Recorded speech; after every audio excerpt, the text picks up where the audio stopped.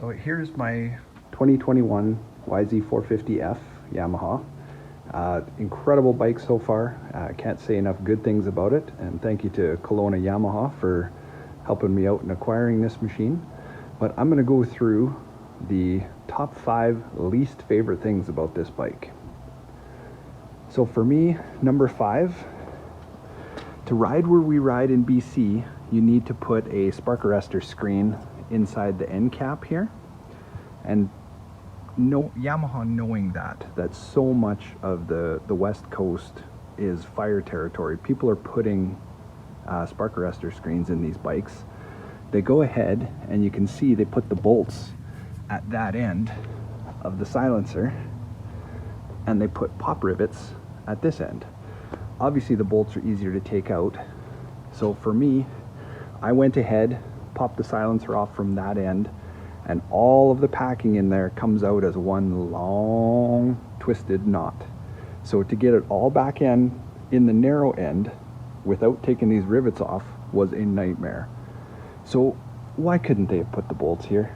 I guess that would be the question I would have, because to put the packing in from this side where it cones down to the far end just seems to make so much more sense. I mean, maybe from an engineering standpoint, I don't know, maybe it's easier manufacturing, but from this end, that was a major pain. Number 4 on the least favorite things on this bike, no hydraulic clutch.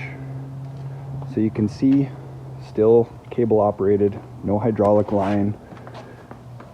Back to the mechanical mechanism right there. It works well.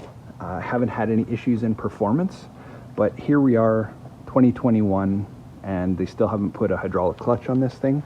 I think that's a simple upgrade. It's just makes a lot of sense. So number 3 complaint on this bike, I would say the size of the fuel tank.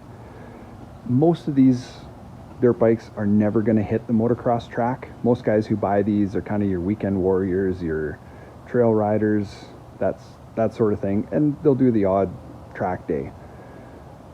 With that in mind, the 1.6 gallon tank, I believe that's US gallons, that's pretty small. It's more than sufficient for a motocross moto, but to go out and do any kind of trail riding, man, that's a small tank. I love what they did setting it down inside the chassis and under the seat with your fuel fill right there, and then the tank actually sitting down here underneath the seat.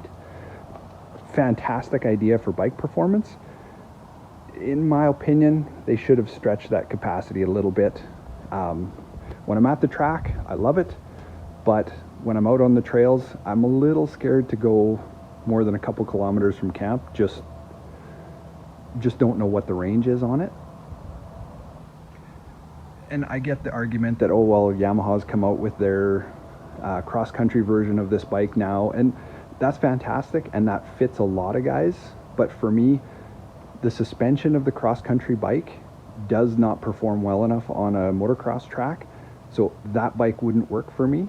So I have to buy this bike, and I guess there's the option of the IMS or other brands of oversized tanks, but I still think the manufacturers used to try and stick to the 1.9 to 2 gallon tanks, and I think that's the ideal for a motocross bike, my opinion.